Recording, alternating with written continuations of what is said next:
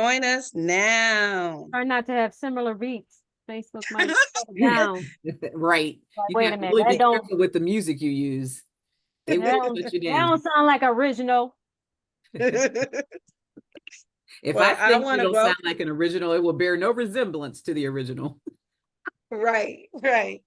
I want to welcome everybody to our live podcast tonight. It has been a minute since we've done a live podcast. We normally do it a little bit different. I've had some technical difficulties tonight, so the studio is not like it normally is, but we're gonna make it work and make it do what it do. And I am so honored to have two amazing women with me today doing some amazing work in the community. For those who don't know who I am, I'm Bridget Phifer. I am the CEO of Living Better Life, and we focus on bridging gaps, breaking barriers, and making connections. So our hope is to bridge that wealth gap in economically distressed communities, those that are Black and Brown, underserved, Native Indian, Indigenous. I know a lot of times different things are said, but we're here to provide tools and resources so that we can have a better life, live a better life. So I'm here today with two incredible guests joining us for an exciting episode on mental health advocacy and community support. So I'm thrilled to introduce Sonya Ni'Chelle, the CEO of Purpose to Flourish, whoop, whoop, whoop, whoop, whoop, and Don Daly-Mack, of the founder of Double D Health and Safety. So both of these dynamic women have made significant strides in their fields, from trauma-informed life coach to expanding health and education, and just doing the doggone thing and impacting their community in an amazing way. So we'll get ready to get started into their journeys and challenges that they face and inspiring stories so that we all can live a better life. So first and foremost, I'm going to turn to Miss Dawn Daly and say thank you again. Welcome, welcome, welcome. I'm going to ask you to share with us who you are, what you're doing, and just what is this thing about mental health advocacy as it is? Talk to us, Dawn. Well, hi, as she said, I'm Dawn Daly-Mack. I am a registered nurse and I live in Northampton County. Um, what am I doing? Wow, what am I not doing? Right? And so she mentioned mental health, and mental health, people kind of think of mental health as a bad thing, but mental health is what you want to have. Mental illness is what you don't want to have. Right. Just like you want to have good physical health as opposed to being ill. And so mental health is very important. It's one of the things that in our communities of color, there is stigma attached to it. People don't want to talk about it. But just as much as you can talk about your diabetes or your hypertension or your heart disease, you should be able to talk about your mental health issues as well. That is how we find out how to heal. And so traditionally, because of that stigma, we don't deal with it because of trauma. Being a person of color is traumatizing in and of itself. And so it is very important that those of us that know that there's no reason to be stigmatized and know that what we are looking for is good mental health. It's up to us to advocate for our communities, for our families, for ourselves. And so a long time ago, I realized that that was part of what I needed to do. And so that's what I'm trying to do. Awesome, awesome. Of course, my dogs decide they bark because they hear a ghost in the house. I don't I know. can't hear them. Anyway, next we have the amazing Sonya Ni'Chelle of Purpose to Flourish. Talk to us, Sonya. Tell us, who are you and what are you doing? Hello, everyone. I'm Sonya Ni'Chelle. I'm a certified trauma-informed life coach and mental health advocate. I'm also a survivor of complex trauma. My goal is to help corporate, community, and faith-based organizations create safe spaces to help individuals find healing and foster growth. I love what Dawn was saying about advocating for our communities. It's definitely something that I'm very passionate about. Our Black communities, especially in this area that I'm in, are suffering greatly, and it is something that I am working towards helping this community with mental illness as well as literacy. Awesome, awesome, awesome, awesome, awesome. So, okay, Sonya Ni'Chelle, what inspired you to start Purpose to Flourish? And how do you even get into spaces where your services are needed? How I started, well, what prompted me to start Purpose to Flourish was to help individuals get off the sidelines of life. And when I first heard that term come to my mind, it was different for me. But when I found myself in a space of depression, when I actually got stuck in life, I understood that in a personal way, what it meant to be on the sidelines of life. And I decided to go to a therapist, and the therapist had shared with me that my nervous system was frozen. And I didn't understand that term. I understood fight and flight. I didn't know about freeze and fawn. Like, I didn't know about that. And my words to her was, so you mean that I'm not crazy? And she was like, absolutely not. And from that, I understood my assignment to help educate individuals to understand their body's needs. As you know, Dawn was saying, as far as mental health is what we want. That's what we want. But we have to understand what it is that our body needs. Our brain needs to know that we're safe when we're safe.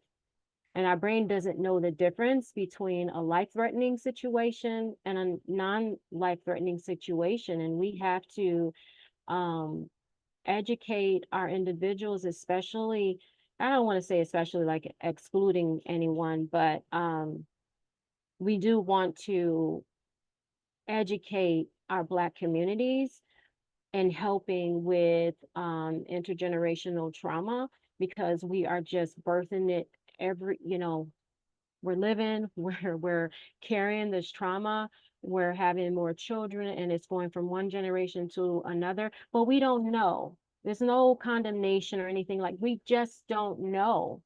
But we want to get that message out to the community to understand what trauma is. And it's not a stigma thing. It's what our body needs. Just like, we need insulin, we need vitamin D. We need to know that we are safe. And if we practice those grounding and mindful activities that even the Bible talks about, we can find healing and have mental health throughout our future generations. Wow. Thank you so much for that. And I can so much was in just a few moments of what you shared. Dawn, tell us, what about you? What inspired you to start Double D Health and Safety? I mean, like, it's so much that's needed in our community. Well, you're right. What influenced me to start it so much, just like you said. So I initially started Double D Health and Safety to teach CPR. The employer that I was working for up until last year, decided to have CPR instruction done in-house instead of have somebody come from the outside. And they asked for volunteers to be trained and be certified as CPR instructors. And I said, hey, that sounds like something nice to do. So I did it. And I was only training members of the staff, right? And then I was talking to a cousin of mine who has a safety and health business up in New York. And he said, well, one of the things he does is he teaches CPR. And he said, it's really easy to get set up. He said, and for you, you're a registered nurse, so you can actually be an official training center. And then whatever flavor, because I was certified at one time by both American Red Cross and the American Heart Association. And then he was working with another group called Health and Safety Institute, HSI. He said, you can be an HSI training center and just bring your certifications that you have from those two, as well as the fact that you're a registered nurse. And all of a sudden you are a training center of your own and you can start training people. And so that's what I did, because what I realized is that heart disease is the #1 killer of all people, but it is rampant in our community. And there are far fewer of us that know CPR and how to use an AED than in other communities. And so my goal was to reach out to as many members of our, especially in rural communities, the time that it takes EMS to get to someone's home when there is a heart-related event, they quote 7 minutes is the optimal time. Well, if you live in a rural community like I do, it might take half an hour for somebody to get there, and then it's too late to help. And so I advocate for every family having at least one person that knows CPR.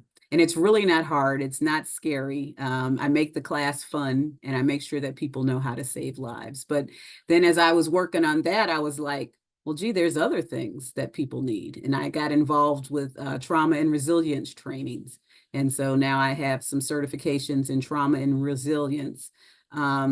And I come from a family background where there is a lot of mental illness. My mother does have schizophrenia. She's been living with it for a very long time, but she is still with us. Lots of other family members with bipolar disorder, depression, what have you. But almost everyone has experienced some form of trauma in their lifetime. And I really like what Sonya was saying. One thing that I can liken it to is when we talk about people having tolerances for pain or tolerances for certain medications or even for alcohol.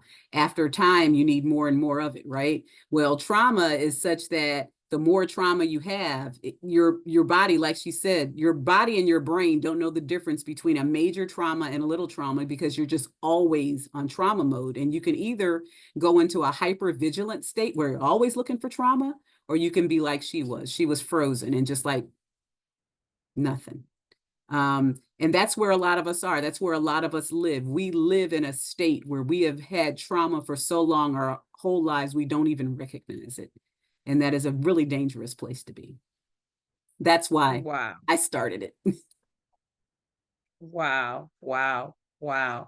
That I just think about times in my life when I was at that just stupor mode, as far as dealing with trauma and having to learn how to regulate myself or get myself to that next level. When you're talking about underserved communities, Black and Brown, Indigenous, Hispanic, a lot of our economically distressed communities, and the lack of knowledge as it comes. Tell us, Dawn, I know that's something that you focus on as far as educating our community.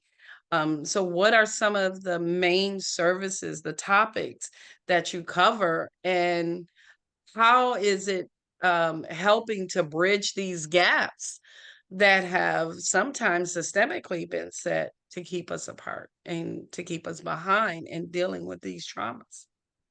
Well, like I said, my major focus areas, of course, I'm always going to go back to my first heart, excuse the pun, CPR, but then also the trauma and resilience piece. I work as a manager for care managers for Trillium Care Management right now. The tailored plan is a new rendition of Medicaid that seeks to support people that have both behavioral health and physical health conditions. Historically, it's almost as if your head was over here and your body is over there, and never the twain shall meet. If you were able to see a psychiatrist, you may not have been seeing a physical health doctor, and vice versa.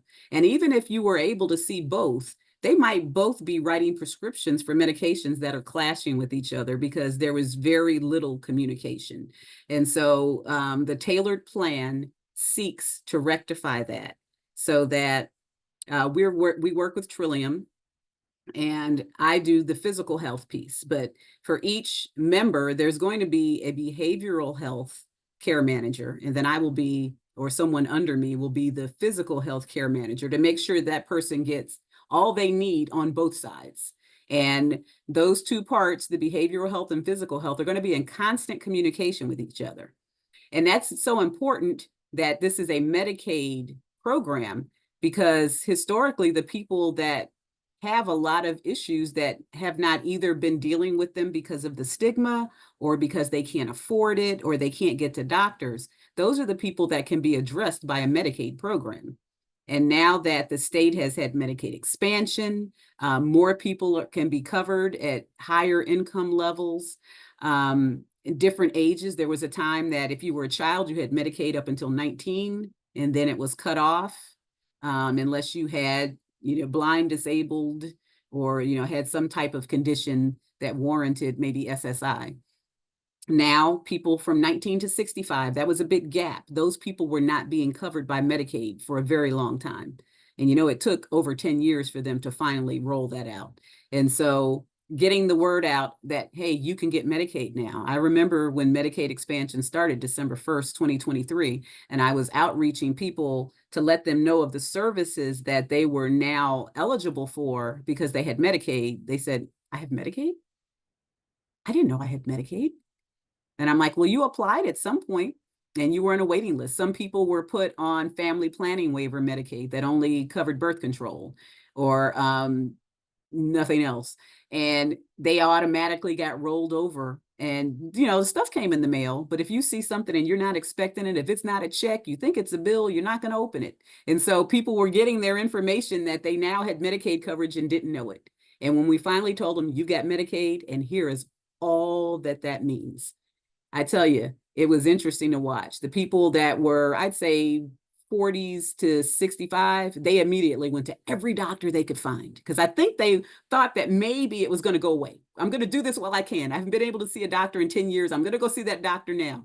Some of the younger people were like, whatever, but they have coverage. And so it's so important that that happened. I'm happy that North Carolina was able to do that. But the more people we can get the word out to that you can get Medicaid and you can get help, the better off we're all going to be. Dawn, you said something, and I don't want us to skip over it, because so often people think that Medicaid are for households, and there's a stigma there that's just associated with poverty. And when I say poverty, low income or extremely low income.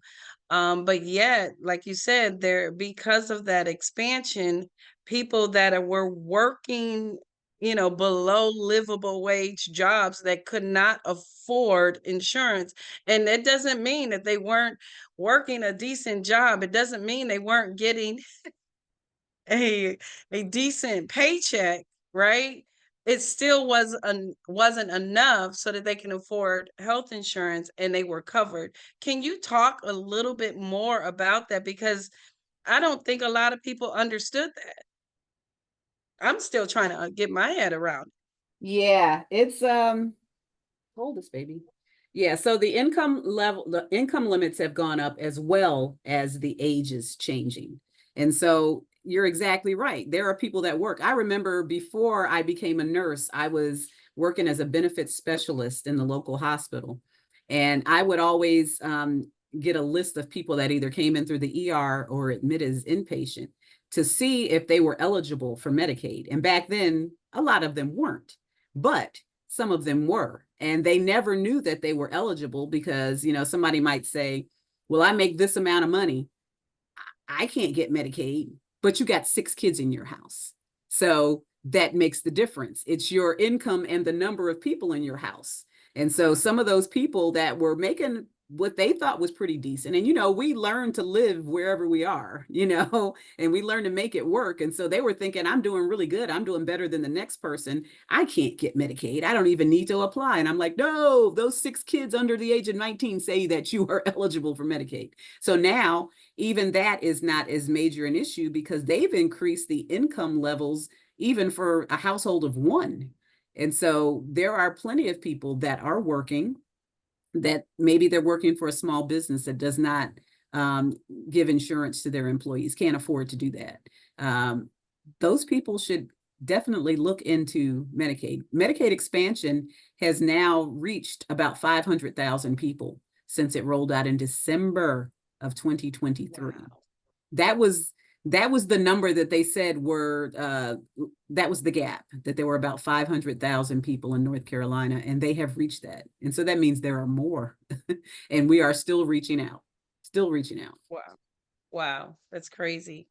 And I want to bring Sonya into this conversation because not everybody is going to want to go to a doctor or want to deal with the clinical side of dealing with trauma. And I absolutely love what Purpose to Flourish is actually doing because it's reaching people in their homes in a space now that many might not even understand that, hey, this is actually dealing with trauma. Tell us a little bit about your early childhood publishing company, what you're doing, Tanya, as well as how you're reaching people where they are, whether it's youth programs or some of the programs that you're doing with Purpose to Flourish. Well, we've been pretty busy. Well, I've been pretty busy reaching out to shelters, high schools, things of that nature. But my new recent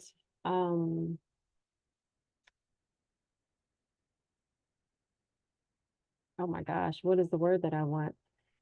My new venture, if you will, is the books for literacy, promoting literacy as well as mental health.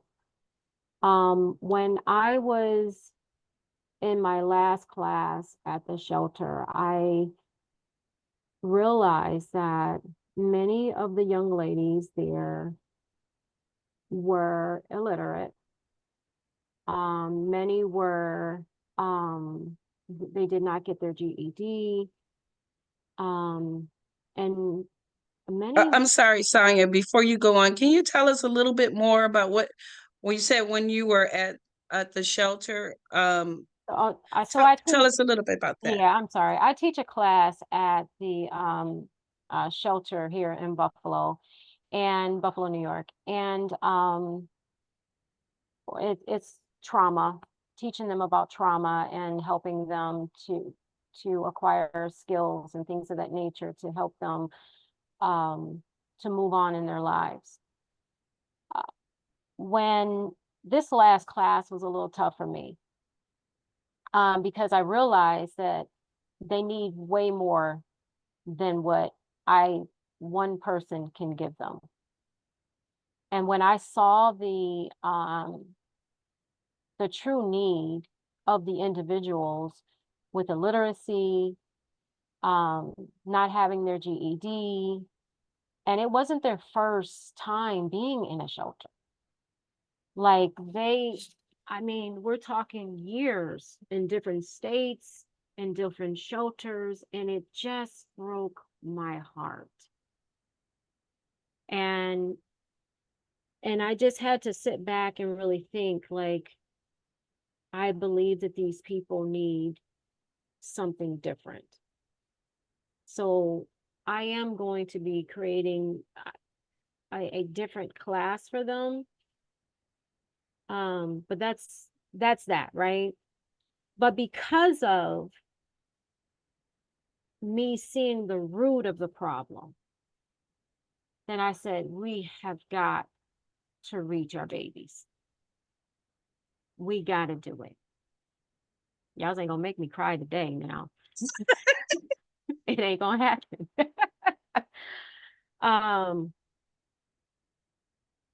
But we have a huge illiteracy problem here in this city, and we have a illiteracy problem in the United States, period. But here in Buffalo, New York, we do have a high illiteracy rate, and I wanted to, how do you reach parents? Because we have adults that can't read. How do you reach parents? And how do you reach the kids? I would safely assume that not a lot of adults is gonna be like, yeah, I can't read. Can you help me out? That's probably not gonna ever happen. And I don't blame them. But how do we maneuver through that? Because we have to get our babies. And if I can't read, I can't teach my child to read. And these public schools certainly ain't doing it. I'm sorry, but it's just not, they're not doing a very good job. If your child is not reading before they get to grade school, they're going to have a very challenging time learning how to read effectively. What does that say? Oh, sorry. I got distracted.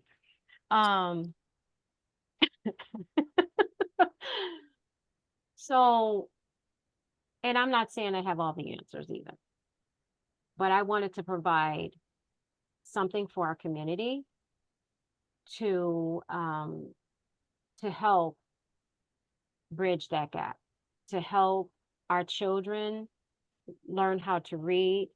But my goal is that to teach the parents how to teach their children and create fun books, not only on reading and phonics and things of that nature, but to create books for mental health that don't feel like mental health, but it will teach, grounding and mindfulness to a generation that, like you were saying, that may not go to a therapist, and I'm going into a whole nother thing, but and even for the church, there's some churches that haven't locked on into the mental health space just yet. But I'm creating books for that platform as well, not platform, but that community as well, so we can get all of our community together collectively. I know you have a new series that's going to be launched. Do you have a date yet for that book launch that you're going to be doing, or is it well, I didn't do a book launch, I'm sorry, but I do have I do have a couple books already on Amazon. As I'm creating them, they're being published. So I do have one that's called Nia's Bad Good Day, and it's about a little girl who had a really bad day, and her thoughts were racing and she was feeling pretty down, and her mom shared with her a activity that she can do to she's not saying this to her, but it basically helps her to regulate her nervous system and to be present. And, in the book goes through this fun little activity. It's really colorful and it has beautiful pictures. And at the end of the story, the little girl is so happy that she feels better. But it's a read aloud book that parents and caregivers can read to their children, but at the same time, they can learn evidence-based mental health practices that can help a community to regulate their emotions and, and just keep it, keep sharing it with their children and their children. That is so exciting. Make sure you put the link in the chat so I can share that out as we continue on. What you were saying as far as just dealing with trauma in our community, dealing with the literacy rates, dealing with the lack of knowing what tools, what resources are available. A lot of that is about why we're here. Um, um, and especially both of you have your own business, and I would love for you to share some of those challenges. I'm going to go to Dawn this time about some of the challenges that you had when you were launching your business to do what you're doing right now. Money's always a challenge. Uh, I don't care if you're starting a business by yourself or with a group of people. Money's a challenge. Using your own personal funds to get the business started in the beginning, because you know that you want to make an impact. It's very important to you what you're doing, and you know that in order to make money, you got to spend some money. And then learning to be kind of strategic and getting grants and stuff. I don't have a nonprofit. It is a for-profit business, but I've managed to partner with nonprofits. And so if they need a training for something, they might get some funds from somewhere so that they can pay me to do this training. So that works out really well. I got grants to buy my CPR equipment. I had private citizens that invested and poured into my company. But still, I am a, sole proprietor of a CPR business and a health education business. And so there's one thing, money, getting the word out. I'm pretty social media savvy, and I know a lot of people. I mean, I'm a minister at my church, and so there's a whole association there. I'm the president of the Northampton County NAACP, so I've got a whole network there. But in spite of that, it's still kind of hard, especially when you're talking about topics like behavioral and mental health. It's hard to get people to come out to that because of what we said earlier, the stigma. I was encouraged that last year, the Northampton County Vicinity Missionary Baptist Association invited me to speak about mental health and the Black church. And so I was really encouraged that they are looking in that direction because, a lot of people want to hear, just pray. You'll be all right. Use your faith. Come on now. but you need faith and you need some counseling. That's what I'm telling you right now. So those are the challenges. If I was, selling popsicles, I'd probably do a lot better because, everybody wants those popsicles that they don't need to eat. If I was selling chopped barbecue, I could get a food truck and everything would be all good. But what I am selling is health. And not everybody is ready to even have that discussion yet. So those are the challenges of this sort of business. And it's painful because I know that people need what I have more than they need popsicles and chopped barbecue. But I just have to convince them of that. Well, the wonderful thing is being an entrepreneur, it's about problem solving. And I love both of you are in a space where you're looking to solve problems for our community. And we've been focused on here at Living Better Life. We've been focusing on just that, to bridge those gaps with tools, with resources. We are actually launching our second collaborative business cohort. It is called Better Business Incubator Cohort. Creative, right? But this is our second cohort, and I am excited to say that of our last cohort, which just ended last October, we have been able to help a few participants to have won over $100,000 in capital. And so we're excited. And like you said, Dawn, it wasn't about necessarily them going after a grant for themselves, but being able to partner and be able to solve a problem maybe for an organization that we were working with. So that collaborative space has been huge. So we'll be launching our second 12-week cohort starting July 24th. So I'll make sure that I'll drop the link later on. I'll drop the link also to Sonya's book, because we're going to run that book up, make sure that it is um, a bestseller. So you guys go purchase that book. An amazing. Matter of fact, let me just share this real quick. I just where is it? I got a lot of stuff on my laptop, so hopefully I could go right to it. Let's see. Hopefully I'm not sharing nothing confidential. So there we go. Y'all see it? Yes. There she is. Let me put it up. There's Nia's bad day. Oh, She's so you cute. see her. Her Bad Good Day by Sonya Ni'Chelle. Oh, so absolutely amazing. And it's a read to me. Let me see. We should have did a book launch, Sonya. I'm trying to create some series. I could have just saved it to publish later, but I don't know. I just wanted to get it out. You guys go to Amazon. We're going to make sure to put it on there. Here it is again.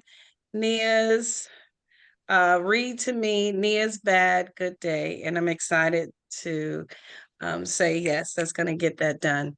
For those that don't know about our incubator, I'm also excited to say that Purpose to Flourish is one of those beneficiaries of one of the grants that we were able to write them in on a grant that is going to be coming out really soon. And they've already been approved. It's already been approved. Just haven't received their funds yet, but it's coming. But anyway, Miss Sonya Ni'Chelle, tell us a little bit about your incubator experience, what you learned, and what somebody might want to know as far as why they might want to join. Well, I didn't know what I was getting into when I first joined. I'm just gonna be honest, because I was just Bridget's friend just showing up. So, but as I showed up, one thing that I learned that I needed to learn, because I'm a lone ranger. If I can figure out how to do it myself, I'm gonna do it. But that's not really how we get things done, right? Is collaboration. That was a really key thing that was drilled in through many of the classes, how to approach organizations. What does those proposals look like? What do those conversations look like? Who are the people that you are reaching out to, and things of that nature? It is that very thing that actually got me involved with the mission, is through these different practices that they were teaching, and even preparing you for conversations. It was ironic because Sean, one of the individuals that was teaching, had asked me a question just out of the blue, and I don't like out of the blue anything. And and but it was interesting though, that very same question she asked me the very next day when I had a out of the blue conversation with the director of education there at the mission. I was able to answer that question without even stuttering, because I had already been prepared the day before and with the incubator. So things of that nature. One of my favorite things I will have to say is the training with AI. I'm sorry, but I didn't know what AI was before I got in, and it blew my mind. Um, it just makes life so much better, quicker. What would probably take you a week to do or so, you can do it in minutes. And, I don't use it too much for writing, but for graphics and things of that nature, I mean, it's just been a game changer. And that piece. But what I also would like to say, because I don't know anything about anybody else's incubator, what I will say is that this is a community of individuals where the incubator was actually 16 weeks, but after those 6 weeks closed, it wasn't like, okay, see you in the next lifetime. No, it's a community of you know friends, where you have support, where you have encouragement, where, on Thursdays, if you want, you can go hang out with Mandy. And if you don't know Mandy, you'll know her if you join the incubator. But she's a beast with AI, and I'm sure she does other things. I don't know quite what else she does, but it's not something that ends. And as you can see, they depending on what your business is about, they try to write you in on grants and things of that nature. So it's definitely been an experience, but um I enjoyed it, and I'm still benefiting from it. So it's been a beautiful thing. Awesome. Thank you so much. I love Mandy. Mandy is and Sean, as she mentioned, both of them from Inclusive Data. To talk about collaborations and different things. We partnered with them. Inclusive Data's team has been able to get Black and Brown businesses over $3 million a month over the last 2 years. 3 million per month. Some municipalities over $500 million in impact. So we're so excited about that. They've been such a blessing to me and all of those that we've been connected to. So even though they're not here in North Carolina, all the way from Seattle, Washington, they would show up, and they've been such a blessing, and we're excited for all of that they contributed to the cohort, and so we're excited about what that's going to look like this year as well.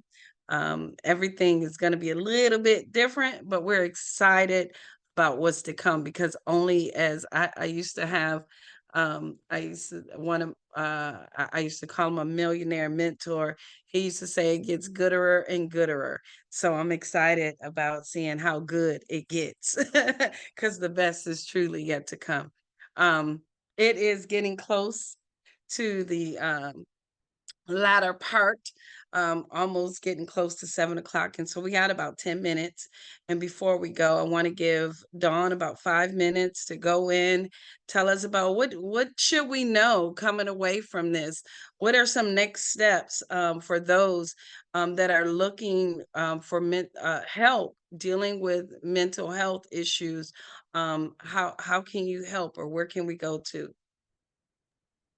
Well, I want you to know, first of all, that you're not alone, that most of us can either point out somebody that's has some mental health challenges, or might be a person that has mental health challenges, that there should be no shame in your game. Just like if you needed help with your diabetes, hypertension, or any other condition, get help if you need help. There are places to go. I've explained how Medicaid is now expanded. And if you say, I can't afford a doctor, oftentimes it's not going to cost you anything. All you have to do is complete that Medicaid application. There's many ways to do that. You can do it online if you have the ability to do that. You can go to the Department of Social Services and apply and use the old-fashioned paper copy. There are many ways. but get the help. If you need the help, get the help. It is my vision and my dream that there will be, people like me and like Sonya that say we've got to get this word out and help people that look like us. I'm trying to get more churches on board. That association was just one association. There are others. I mean, we have 20 something churches in our association. And so that means all the people that were there, and they did take information that I gave them. They took literature, they asked questions.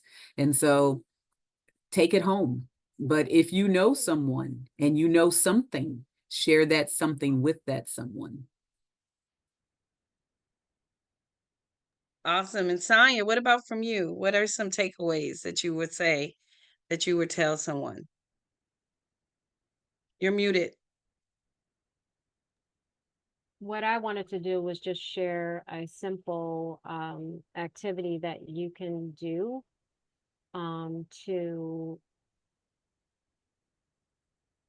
reduce your, to help your nervous system come to a calming place, a place of homeostasis. So first off, I'd like for you to put your tongue at the top of your mouth and blow like Bridget, really. At the top of your mouth and blow like a whistle, like, I don't know if you can hear that. That's how we're going to exhale, okay? So we're going to breathe in for 4 counts. We're going to hold it for 7 counts. And then we're going to slowly let it out for 8 counts.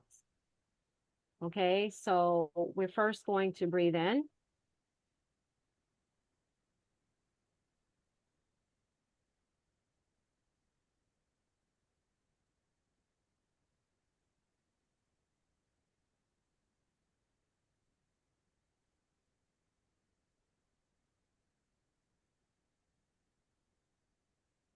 The creator of that breathing exercise calls this the natural tranquilizer for the nervous system.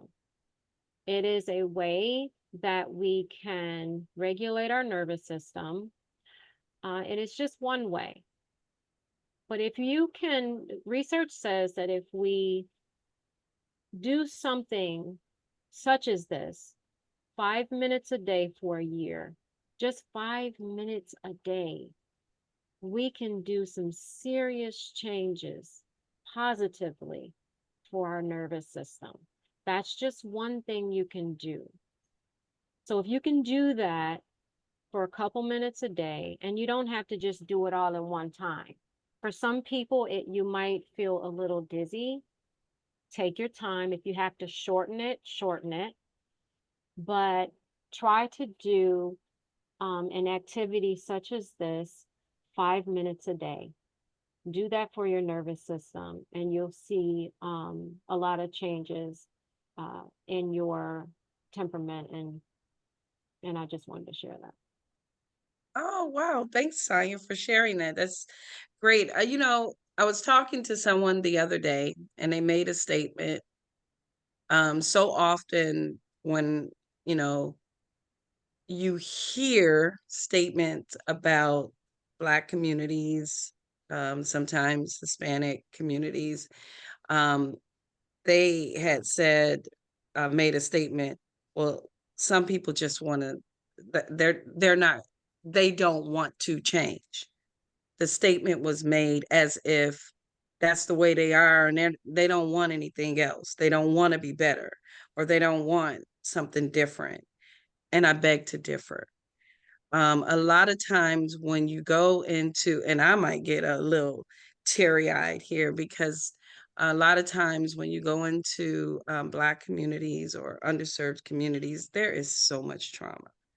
There's trauma, like you said, that generational thing passed down from generation to generation to generation. And when you've been told no, that you're nothing, or that you'll never be anything, and grandma was nothing, or granddad was nothing, and they struggled, and then you see continually on the TV, you see expressions where people that look like you aren't treated like they're nothing. That's internalized, and it just happens to affect us. And so to get to a place sometimes of getting out of that stupor, we have to learn and do some things to get regulated, in a sense. And sometimes you don't even know that they say, oh, that the Black community is lazy, or they're this. And I get so frustrated when I hear comments like that, because it's not about um a state of where somebody is until you've dealt with the mental aspect around it. And it is a mindfulness. It is about understanding, dealing with that trauma, dealing with those things that are keeping people stuck, like you said, on the sidelines, so that they can move forward, or to stop that recidivism, that door that just keeps going round and round. You go out, come right back in, go out, come right back in. And And there are some things that can be done. And we got to get to a place of understanding that, first of all, acknowledging it, and then we can move forward and start to deal with it, it's not like we're saying that life is going to be just easy, Hunky right? dory. It's not saying that. It's just saying that when life is lifing, we can respond differently, because our mind is wired for love and our body is designed to thrive at a place of peace. Even the word of God encourages us to stay in a place of peace. So if we would learn how to be able to bring our bodies to that place of peace, even in the midst of chaos, because we, especially in our communities, it can be very chaotic. But if we can learn how to respond differently, if we carry our children when we are and pregnant, if we can carry our children in peace and birth them in peace and provide a peaceful environment for our children, we can change a generation. We can do that. But we have to understand how our bodies are created and how they thrive and what our body needs. And, to be mindful, what is it that I need? My need might be different than Dawn's or yours, right? What do I need? But that was taboo. Like, oh, you being selfish? Sometimes we gotta be selfish to take care of what we need. If I needed diabetes medicine, is that being selfish?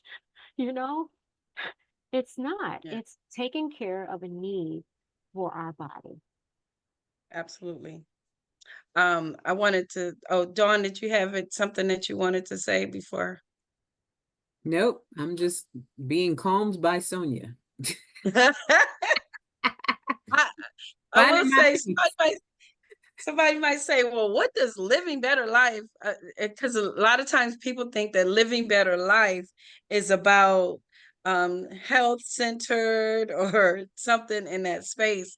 But we actually focus on economic development. Say, well, what does that have to do with why are we here now? I truly believe that in teaching the entrepreneurial mindset, because it teaches one about to be solution oriented, but also not to react, but how to respond, and you know, understanding that there is a moment. Sometimes just taking a breath, you know, can keep us from reacting in a negative way and doing something that could be damaging, but responding in a way so that we can have some positive effects. It has been amazing having you two ladies here, and I'm so thankful to be able to host you. I wish I had my music and everything would be like all that stuff. But it wasn't about putting on a show. It's really about talking from the heart, because this is where we at, and we want to make an impact. Just last words before we go. I thought we gave last word.